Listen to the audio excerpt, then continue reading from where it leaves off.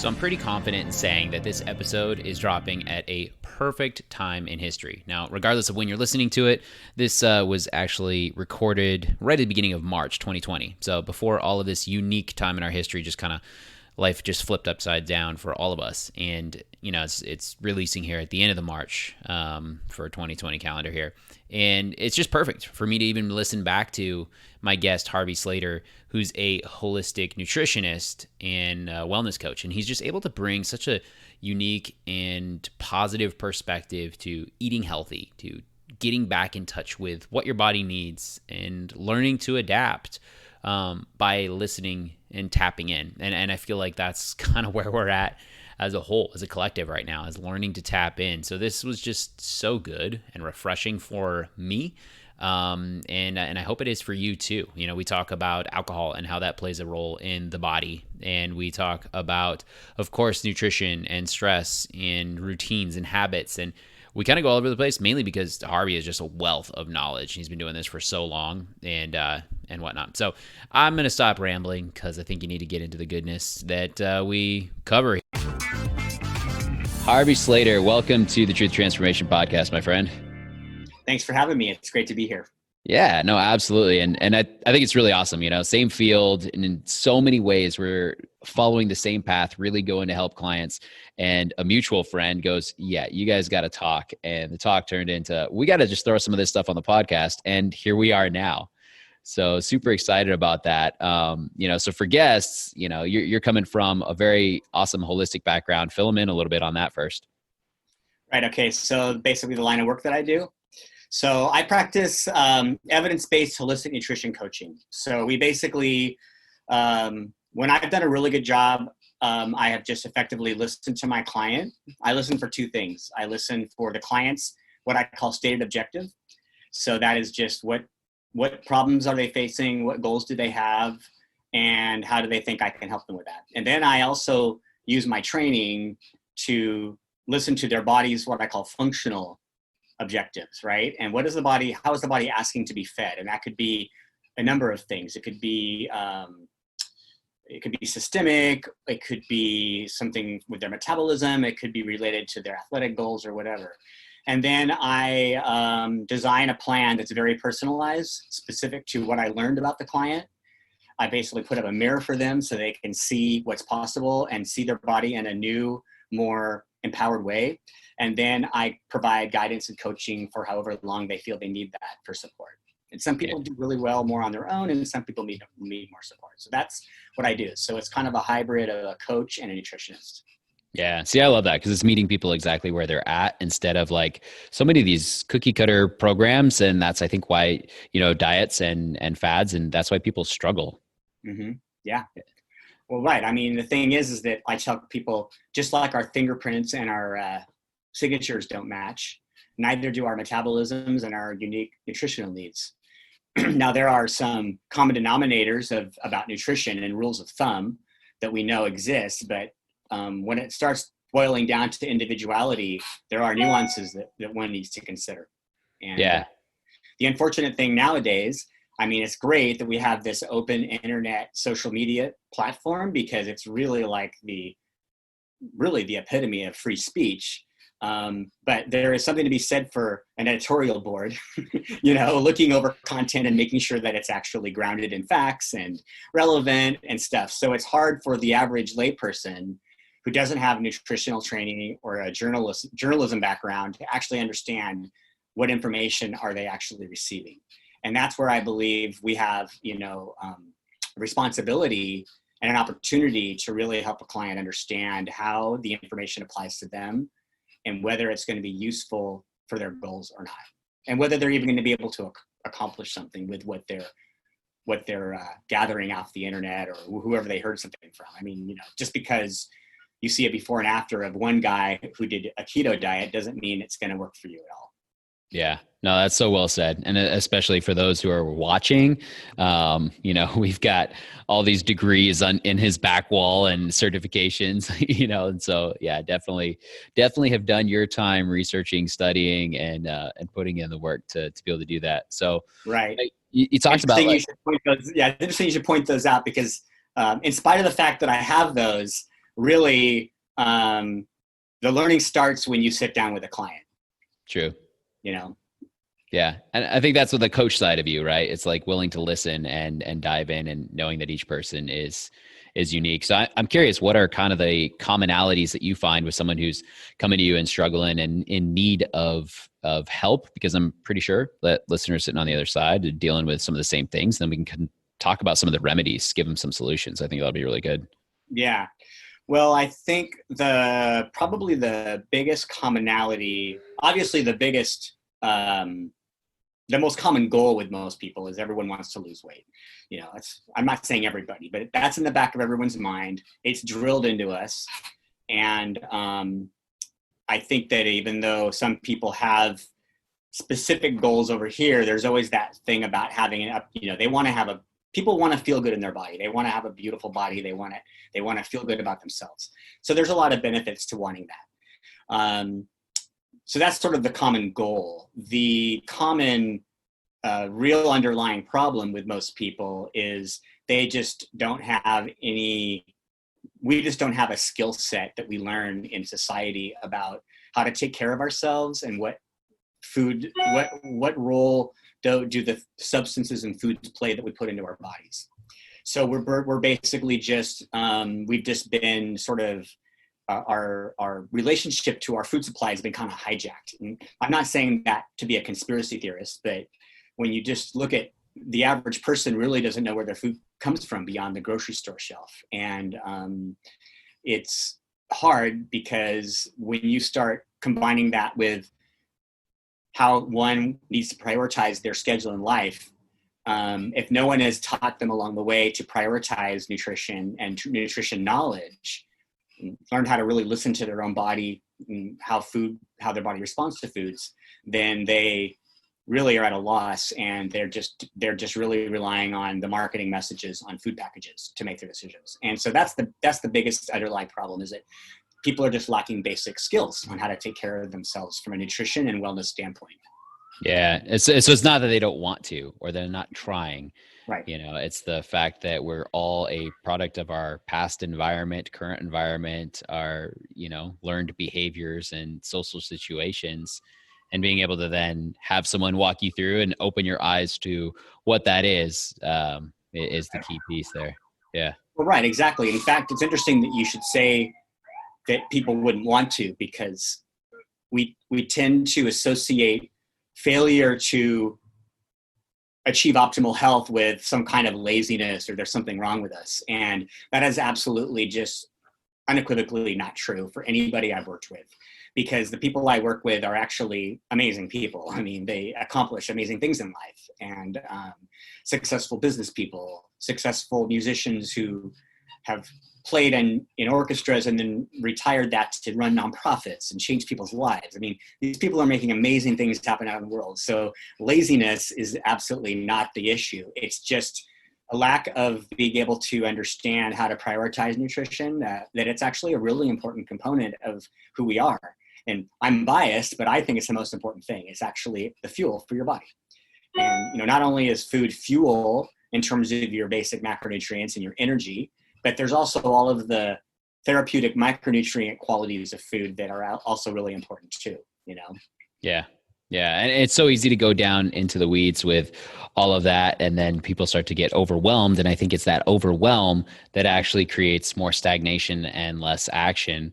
And so you talked about how there are some, basics that are really consistent that we do know, and science and research has proven. So I'm kind of curious what, you had some insight to that, what those are, so that listeners can be like, okay, let me start working on this as a fundamental piece to lay the foundation.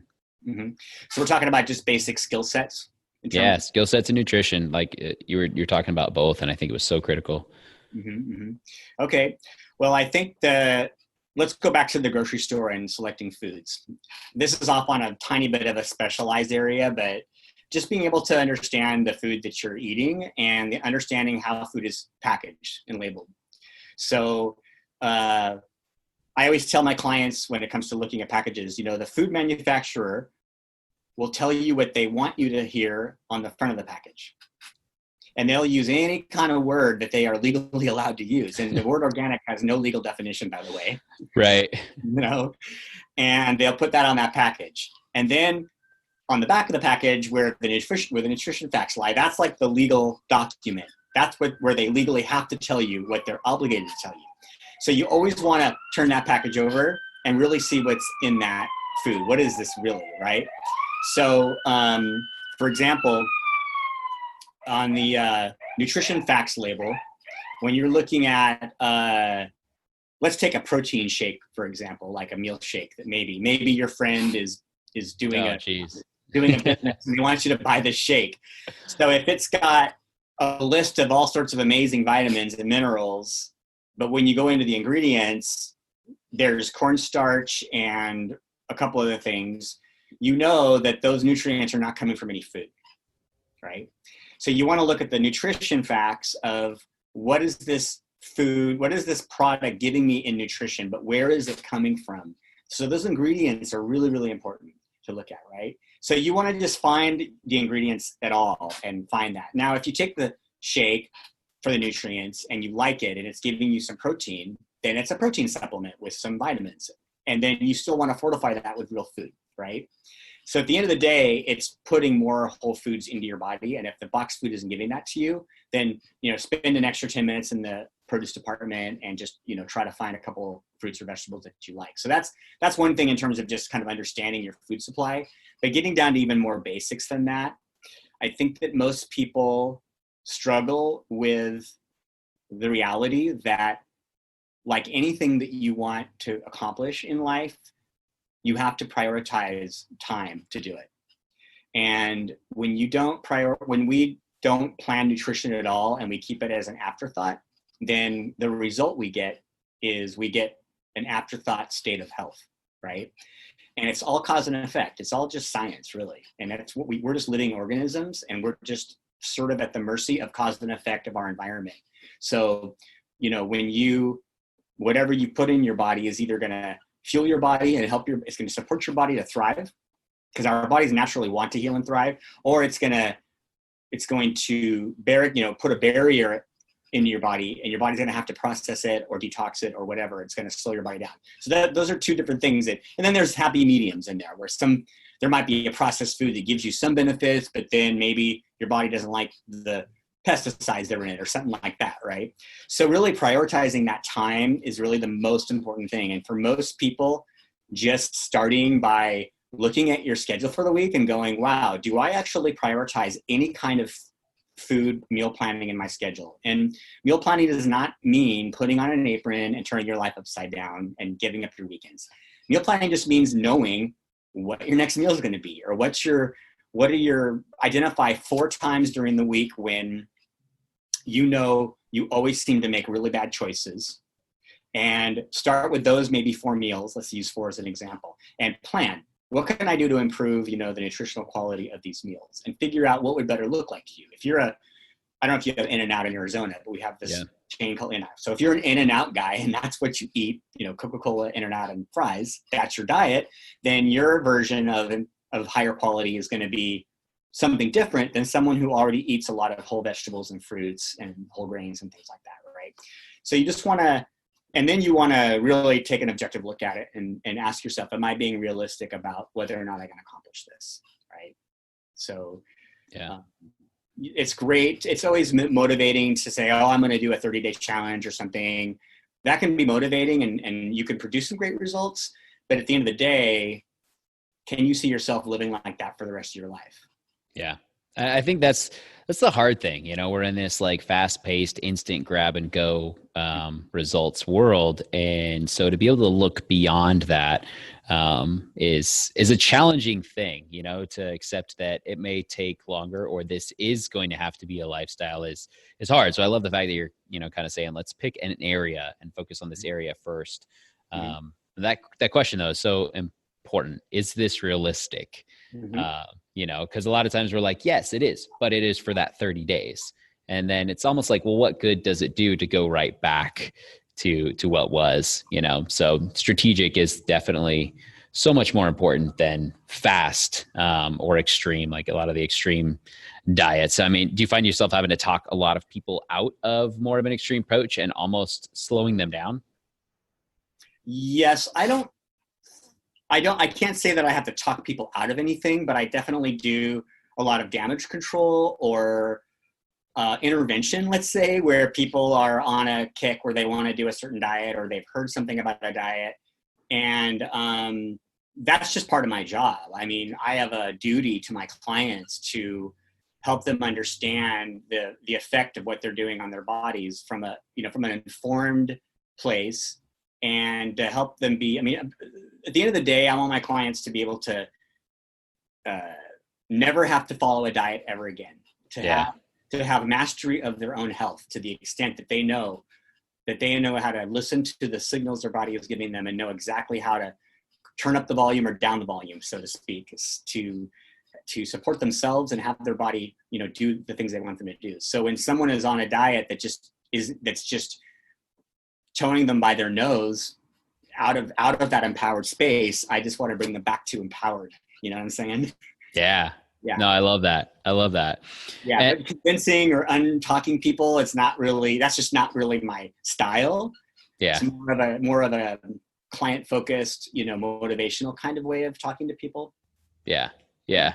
Enlightened education as you're going through so that they can be their own Jedi and kind of continue on.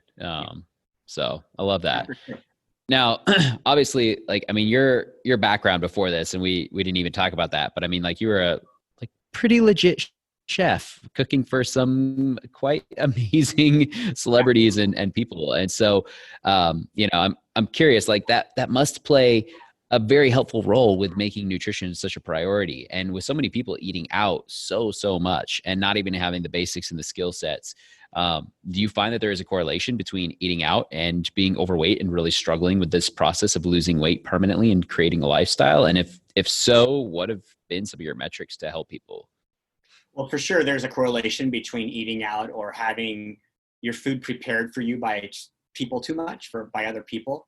And that's just basic energy metrics. And, the chef at a certain restaurant has absolutely no idea, nor do they care, nor should they actually care about how many calories your body actually utilizes, how much fat your body can process before it puts it on storage, turns it into triglycerides, whatever. So one has to just be a little more aware of what they're eating and what they're doing. What I can say about my chef background is that it has allowed me to have a really awesome appreciation for how amazing food can be to enjoy. I mean, that's just no accident. It's just weird, right? That the thing that fuels us can be made to smell and look and taste so amazing and beautiful. I mean, it's not even just the flavor. You can make it look beautiful on a plate. Yeah. It smells amazing. And then when you eat the right foods that are just right for you, you feel amazing. So I'm glad I have that background and that appreciation, but it just goes to show you, back when I was in the chef world, how our whole view of food in our society is basically just jacked. It's just, It's great because we love food, but, genetically speaking, we are not designed to just completely be hoarding delicious, rich food all the time. That's just not the way we're designed. We're designed to have it be more of an efficient fuel. And if all we're doing is, wine tasting and cheese tasting and always just eating all the delicious, all the hipster restaurants with the bacon wrapped this and that and smoked pork belly, it's all delicious. But at the end of the day, really, where are your priorities? Where are your goals? Are your goals to just eat that food all the time and that's how you're going to live? And if that's fine with you, I'm cool with that, and there's no judgment. But if you have a wellness goal in mind and that's standing in the way of your goals, then you just have to figure out how you're going to balance it out, Yeah. Yeah. I had a friend that just did a great post on this, and he's a really renowned bodybuilder coach. And so he's on the complete other side of the spectrum of this fitness and nutrition world where it is into the nitty gritty. And he's like, you'll see pictures on social media of someone who's completely shredded, and they've got a big burger, or they've got a beer, or they've got this. And he's like, they want to make it that it's possible to do both. And he's like, but in reality, he's like, yes, I do that. And he was like, but only 2% of the time. And he's like, it's literally one, maybe 1.5 meals in the course of a month to look like that and be like that. And so it's, and the rest of the time he's like, it is Tupperware to be this extreme. And so I think for a lot of us, it's going, oh, okay. So we have this kind of misconception based on what is put out there and our perception of things, and kind of knowing, all right, where does it fall for me, kind of in between, and then just getting people to a place where they are having a little bit more whole foods, and all of a sudden then the addictive traits actually decrease, like you said, because it's, we don't crave that salt, sugar, fat as much because it's not there. So I know you have what's called the 3 A's, the addictive, allergenic, that's one concept, right? Yeah. You want to talk about that a little? Yeah, I think you should, that and the acidic foods, like those 3 are so spot on. But I like that you've been able to kind of title it, categorize it, and write about it. Yeah. So like avoiding the 3 A's, right? And I don't, I like any good, even though I'm not, officially a scientist, but like anybody in a field that's scientifically based, which nutrition is, you're always learning as you go. And sometimes you'll have a theory and then you'll change it down the road because you learn more, and that's really good to be able to change. Yeah. I've evolved to a place where I don't believe that there's really necessarily that there's such a thing as a totally bad food that you should avoid, unless you're completely allergic to something or you have celiac disease or something. But let's take the concept of the 3 A's: acidic, allergenic, and addictive foods. If you just were feeling really bad and you're overweight and you're tired and your metabolism is all screwed up and you just know, you have digestion issues and you have to start somewhere. This is a good place to start. Because it helps you identify foods that your body might be having a hard time with. It might be helpful to identify foods that are that you can't eat in a sane fashion, that are causing overeating, that aren't really actually satisfying you on a core level. So that would be your addictive foods, for example, right? So do I believe you can be really addicted to a food? I'm not really convinced. I have clients who have had a hard time, getting off of sugar. And if they could just stop eating sugar for a few days, it actually goes away pretty fast. Yeah. So really, what is that exactly? Well, it's just that their body is trained to just want that sugar for energy all the time. So they're, by and large, in some form, it's addictive. Does that make sense?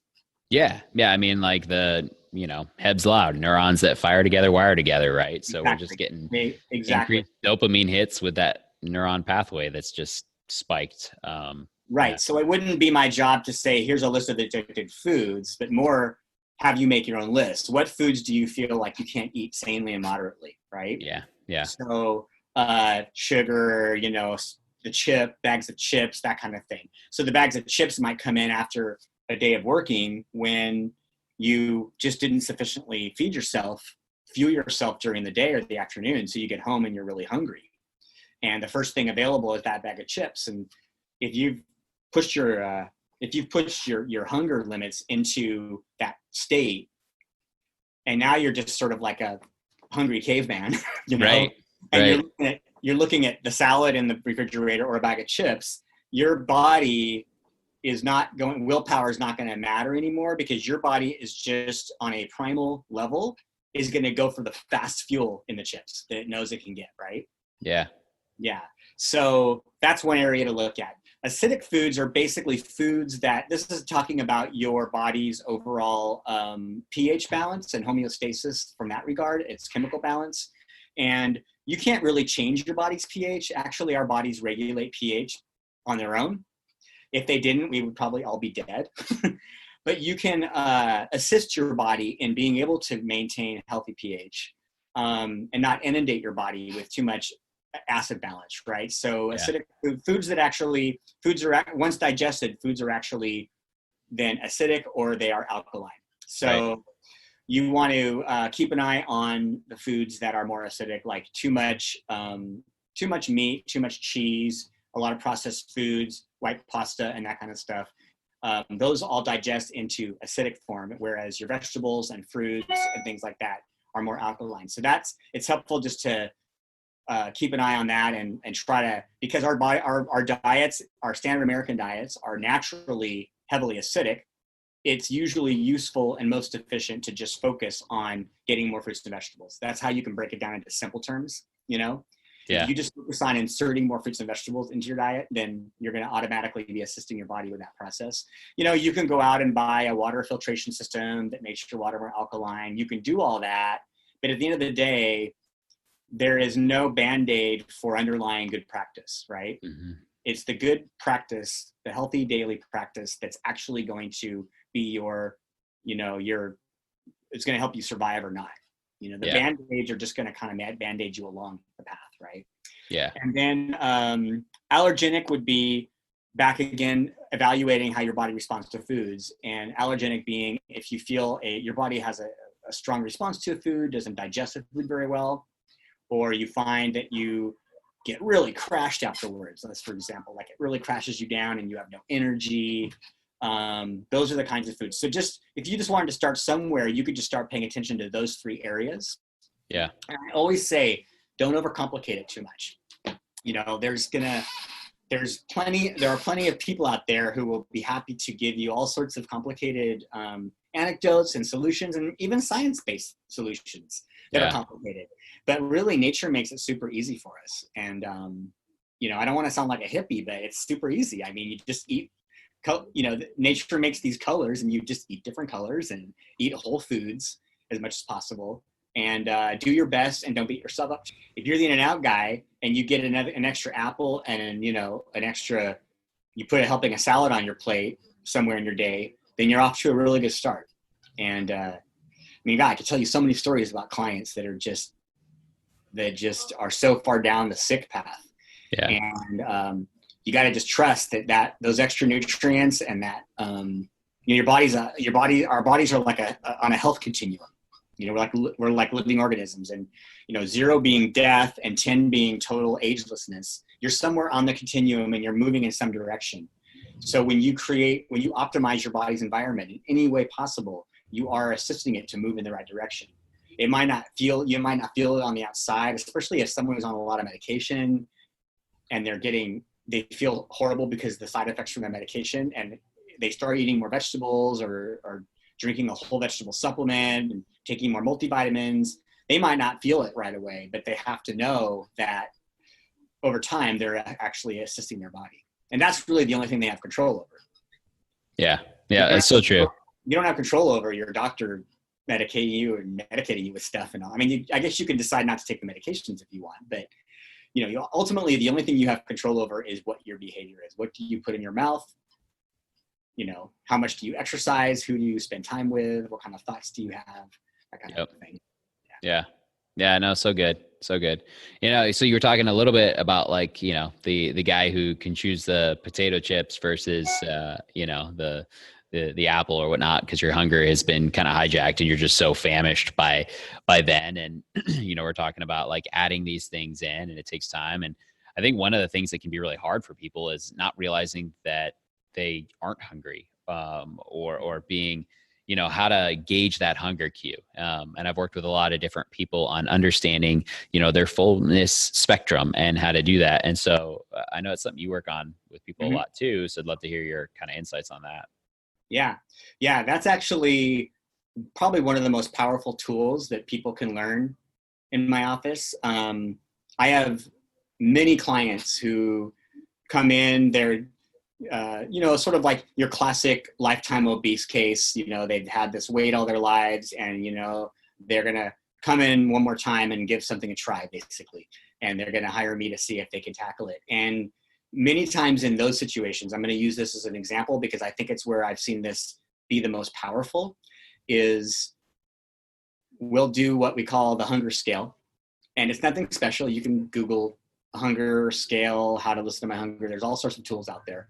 But basically, it's just a question of knowing how to start listening. Our bodies have a natural hunger and satiety hormones.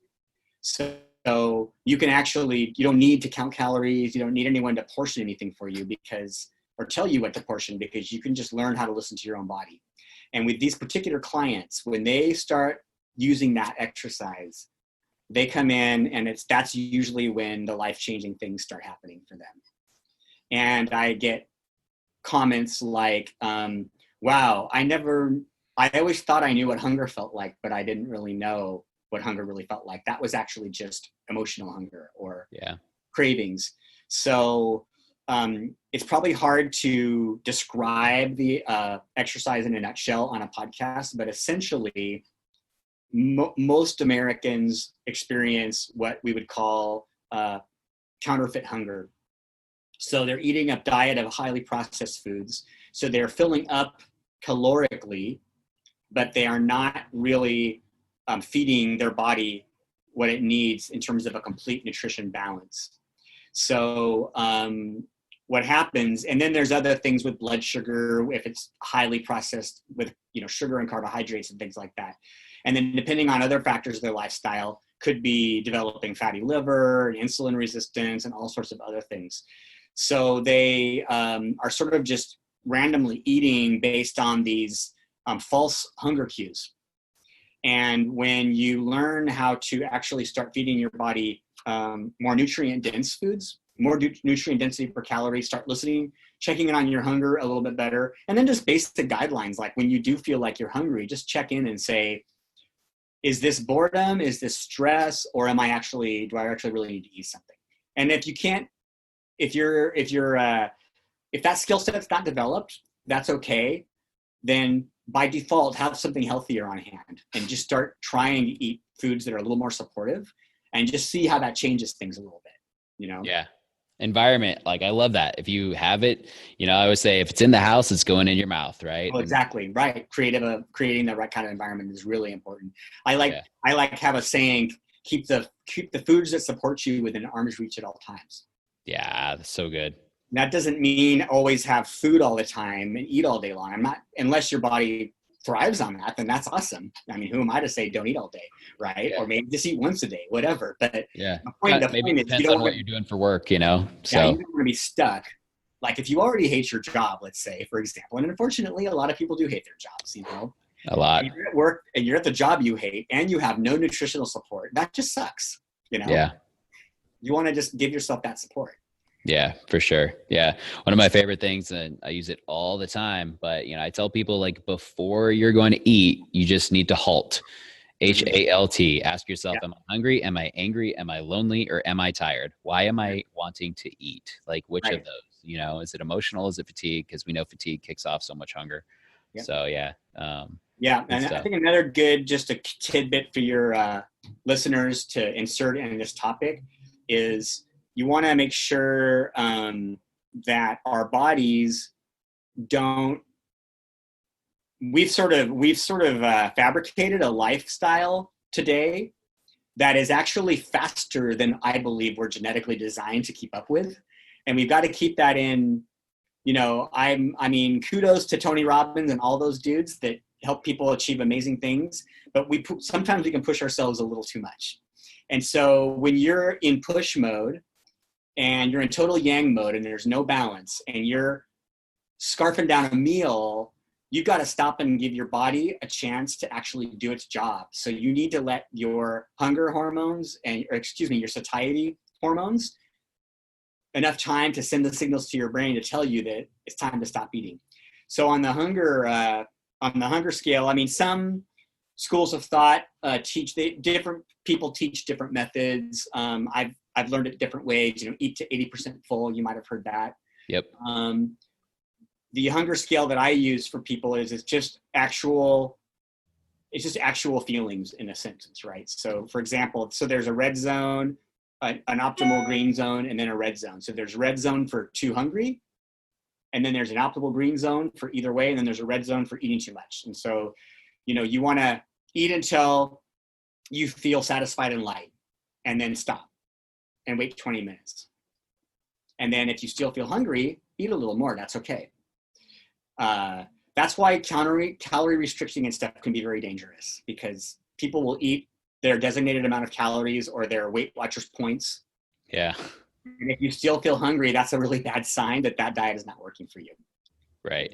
You Yeah. don't need me. I'm not here to analyze that diet, but you can just know by listening to your own body whether it's going to work, whether it's working for you or not. You know. Yeah.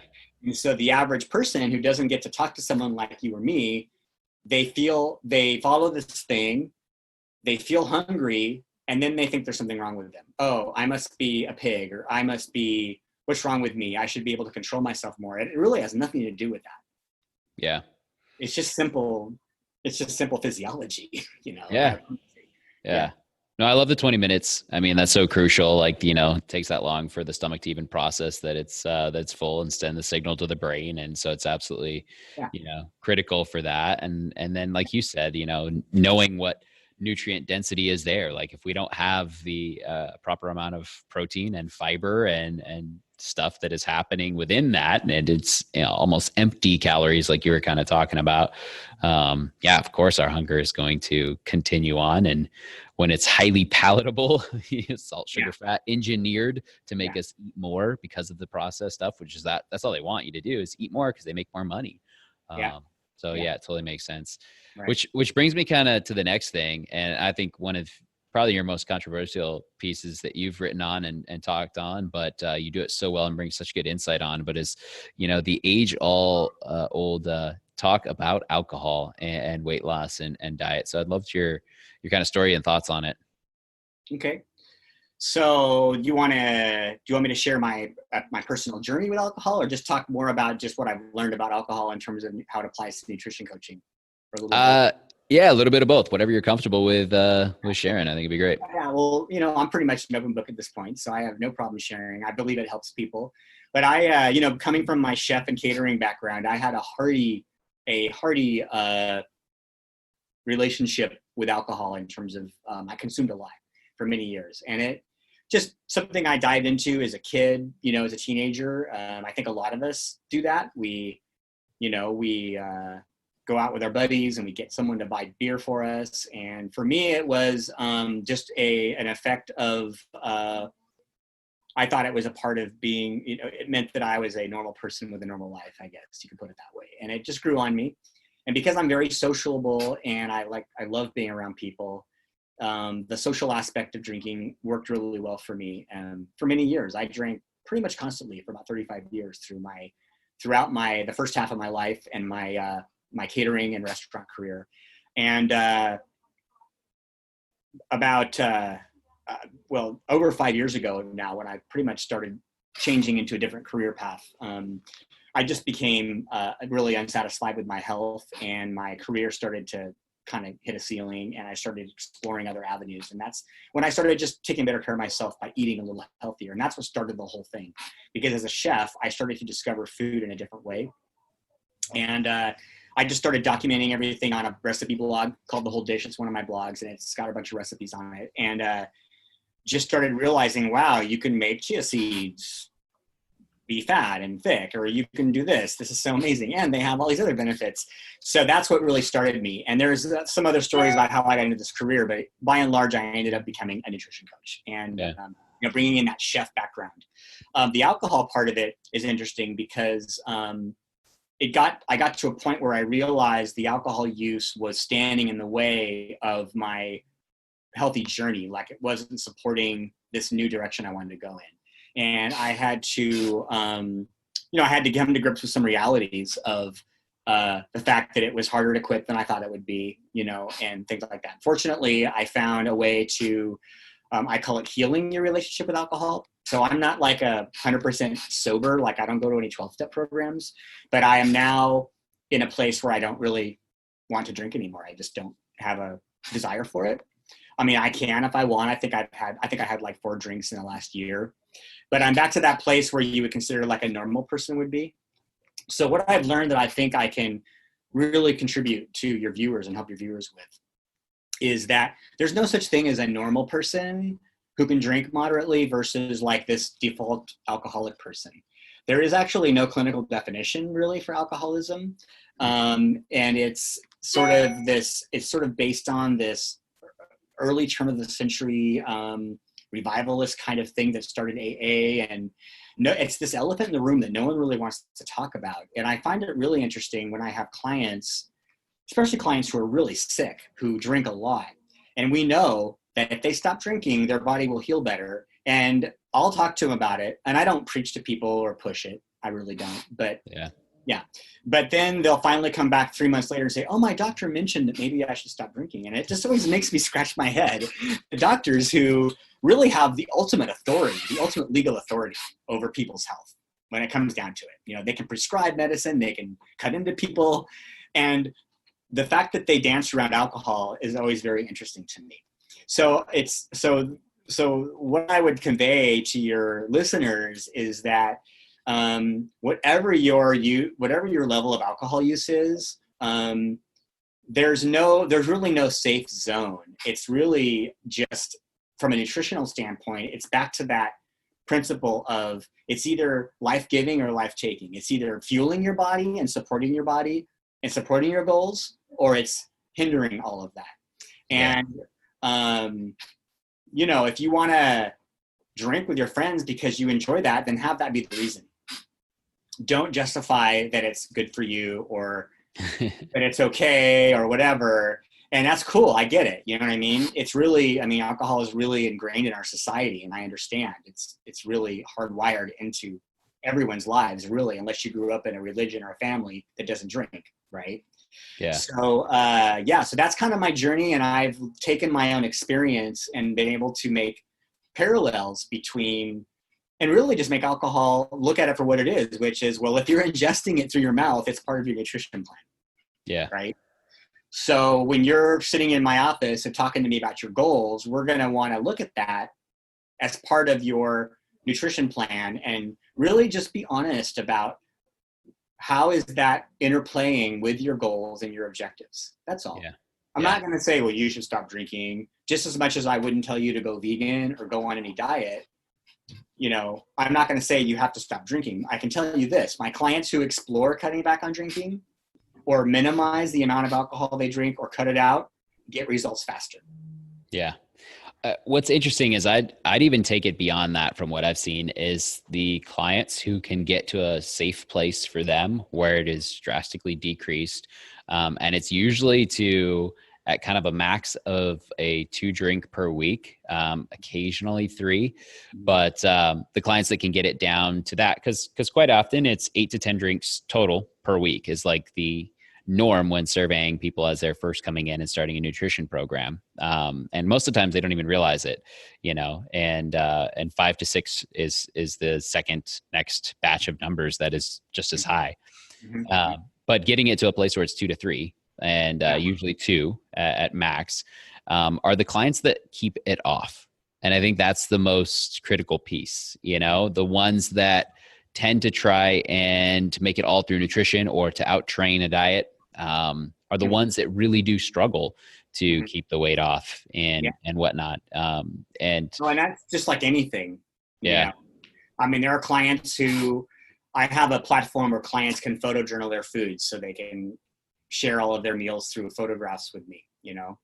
And, you know, I have a client who saw me for a year, and then one day she finally said, oh, I never show you my popcorn pictures, you know? And it's the same. It could be anything. It could be popcorn. It could be a glass of wine every day. It could be, you know, just too much fat in your diet. Yeah. And I like to look at it that way because we have this stigma on alcohol. You're either okay with it and it's cool and you can go out and do everything that all the advertisements tell you are wonderful about alcohol, or you're this special defective person that is an alcoholic and shame on you, and you have to go to some meeting where we don't even talk, outside of the meeting we don't even talk about it. And I think that we need to remove that stigma and just look at it for what it is. It's this thing that is available legally. It's sort of like a drug that you can get without a prescription. It's basically what it is. Yeah. And, you know, and we're out there using it recreationally and freely, and, you know, just breaking it down and just looking at it objectively, and don't make yourself bad. Just like I would tell a client who grew up only learning how to eat garbage, you know, it's really not their fault. You know, that's what you've learned. That's what you know. So now you know it's not working for you anymore. And what can we do to change that, right? What are you willing to do to change? And the same exact thing with alcohol. You know, I've got a lot of women who are similar, let's say starting at perimenopausal age and later, right? And this is where I believe, specifically with women, where alcohol can be very not helpful, let's say, right? Yeah. Regular alcohol use. And, you know, it's part of their lifestyle, and they really struggle with the idea of cutting back. And when I say struggling, it's not because I say, oh, you should stop drinking. It's just, it comes up in conversation, you know, and they start going, what do you think? I'm like, well, here's the science. And they're like, oh, wow, the science. Yeah. You know, the science that no one tells you, right? Yeah. And well, I'll be honest, that's my biggest reason for not drinking very often, right? Is that I'm like, well, it's going to catabolize protein synthesis, which means I'm not going to actually be making gains. So when I am going to have a drink, it's going to be knowing that the next day I'm not going to be physically training, you know? And so it's like, man, it's just so much work. You know, if I'm working really hard to get into the gym because time is so limited, and then to work out, and then that's, you know, even more, than to just have it almost feel like it's thrown away. You know, I'm like, it's just not worth it. You know, well, exactly. For you, that's interesting, because for you, it's muscle gain. That's your reason. Yeah. Right? Yeah. For me, it's athletic performance. Yeah. If I let myself have a glass of wine with a friend, I can feel it the next day on my bicycle commute. I can feel it on my commute.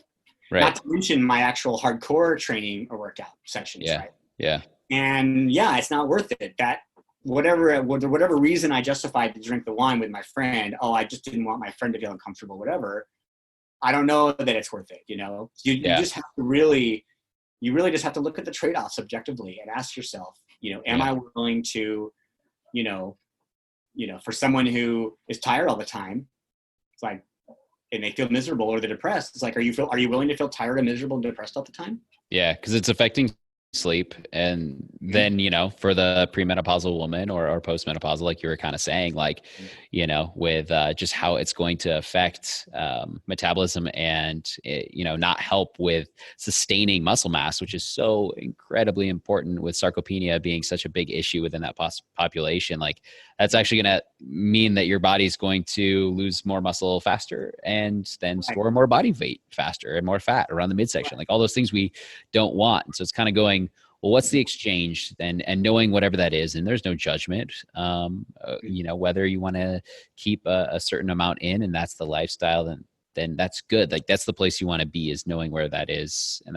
sounds like your approach, which is really awesome. Yeah. And is there such a thing as moderation? Sure there is. You know, you can moderate. You said you notice 1 to 2 drinks a week and people works okay. You know, if I had to come up with a blanket, you know, sort of remedy or anecdote, but don't fool yourself. The 1 or 2 drinks a week is still not really doing anything for you. Well, and I was saying that's for people that, you know? Those are for usually people that are able to get to a place where they're balancing social and whatnot. You know, maybe it's on date night, but they keep the weight off, and that's the key thing. And you know what? That's actually fantastic. That's the whole name of the game, man. If you can achieve your goals and enjoy every piece of life available out there, then I want you to be my freaking coach. You know what I mean? Seriously. Well, I'm sitting over here still only having like 6 drinks a year, so I'm not quite at the 1 to 2 a week. I'm down to about 4 a year now, and I'm pretty happy with that. Yeah. I just allow myself to be human, you know? Yeah. And that's all we are. So that's what the beauty of proper coaching, like what you're doing, is to be a better human.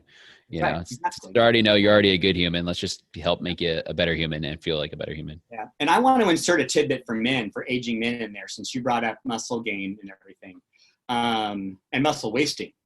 You and I both know that the name of the game in aging, especially with weight management, is guarding your muscle mass with your life, right? And you want to maintain healthy muscle mass. So you don't really want to be doing too much of anything that's going to be breaking down your muscles. Not to mention, you really want to support your body to make testosterone and HGH as much as possible. It already doesn't want to when you get older.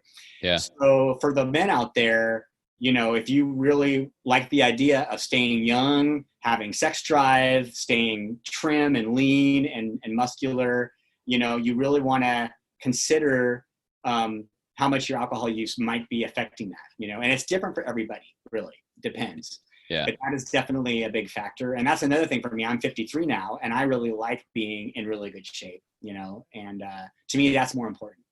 Yeah. Yeah. No, it's so important, and it's kind of interesting. Like, I've dealt with it on one side of the spectrum, but then I was just talking to a guy who was dealing it on the other side of the spectrum. And he was just saying, he's like, yeah, it's funny. He's like, I've only been changing to the things that we've been working on for about 3 months now. And he's like, this may be too much information. He's like, but I started waking up with fairly normal morning wood, like the male erections. And I was like, yeah, you should still be having that like on a regular basis. Otherwise it means something's not working right. And him changing his nutrition was doing that. And on the other side of it, when I dialed down to really low single digit body fat percentage for a photo shoot, it completely tanked that way. And I know testosterone tanked, sex drive was completely gone, and everything. And so it is finding that happy medium. That was all lifting, and lots of cardio. And so it was finding that balance. Like we need all of it.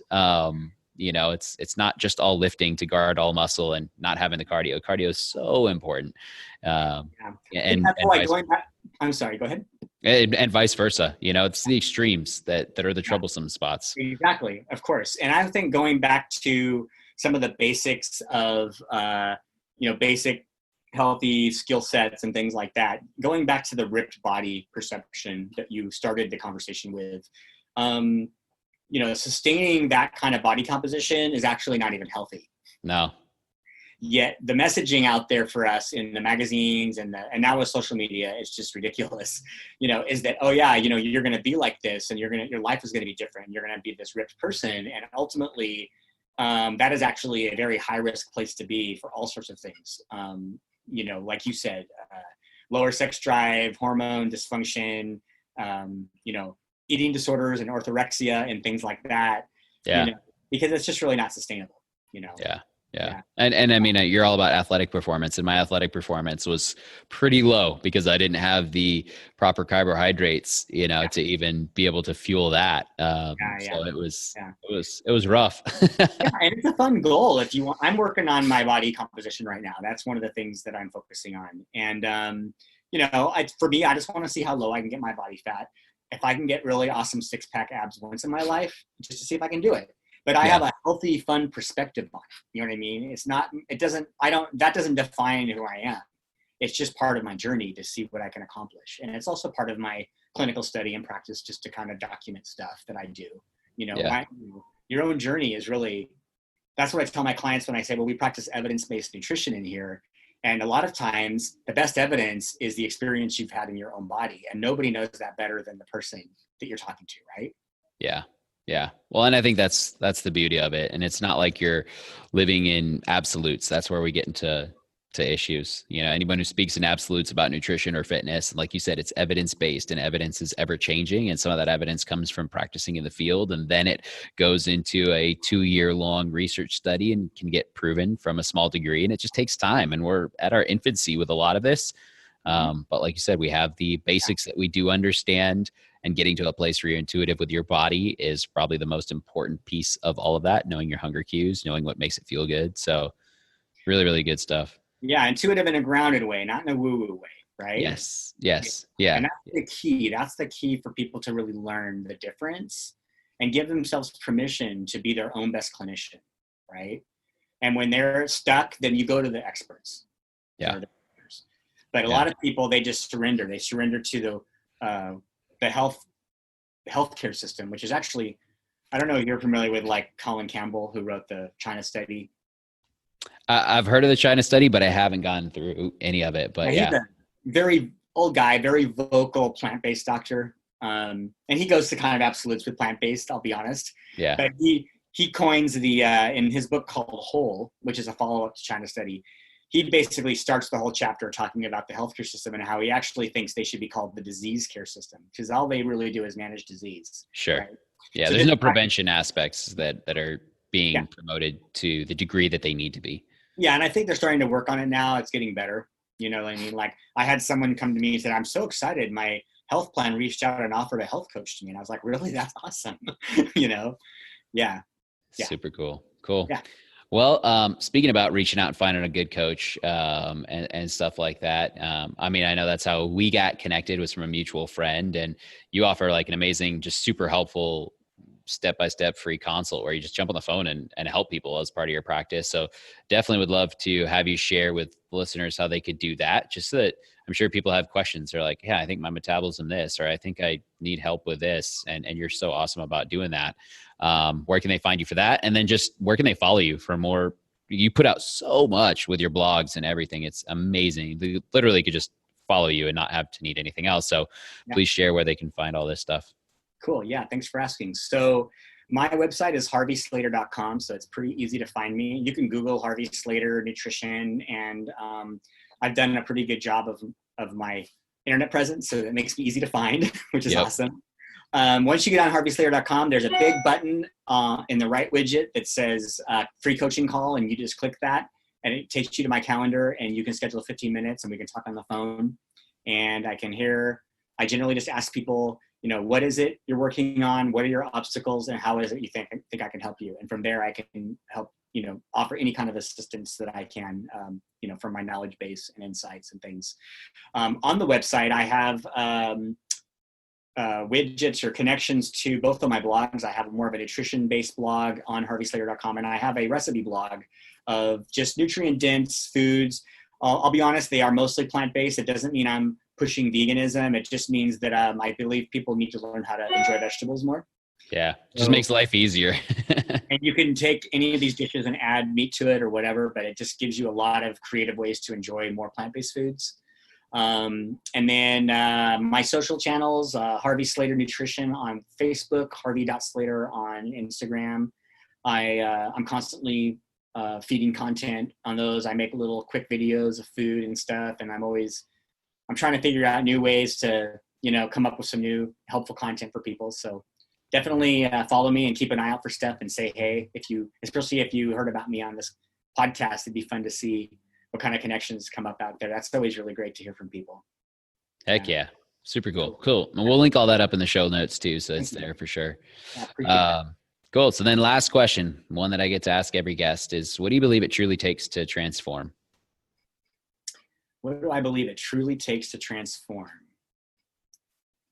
I believe what it takes is a willingness to, first, you got to just love yourself right where you're at. You got to just accept where you are and learn how to be okay right where you are. And then ask yourself, what is it I can actually do today to change? Even if it's just something that even if it's just 2 seconds, even if it's just seriously just glancing at the produce department at the grocery store. If that's a good first step, then start there, So just really meet yourself where you are, and don't beat yourself up too much, and don't be afraid to question everything, and know that, we have sort of an inalienable right to a clean connection with our food supply, and take that right. I mean, as Americans, we have this amazing constitution that gives us really just this human liberty, yet we relinquish that, when we buy into everything else. So just kind of reclaim your natural right to take better care of yourself, and whatever that means for you, it's going to look differently for you than someone else, and just be okay to be an individual and let your free flag fly a little bit. Yeah, that might have been more than one answer, but no, but it's so good. And the piece of like reclaiming like your constitutional rights and just that perspective is really something to chew on. So love that we can end it there. That is really, really good. So Harvey Slater, greatly appreciate you coming on. Yes, thank you for having me. I really enjoyed this. All right, my friends, thanks again for listening to another great episode. Now, I do have one request. If you know of someone that's got a amazing success story, or if you know of a transformational coach or transformation authority figure with insights and lessons that need to be shared, we'd love to talk to any of these people. There's a good chance we can have them on one of the next episodes, and they continue to help us all grow as we continue to unveil the truth of what it takes to truly transform. Last thing, love for you to head on over to iTunes and hit that 5-star review button. Helps to get this message out and continue to transform more lives. As always, my friends, Coach Joseph Hawthorne, peace be the journey.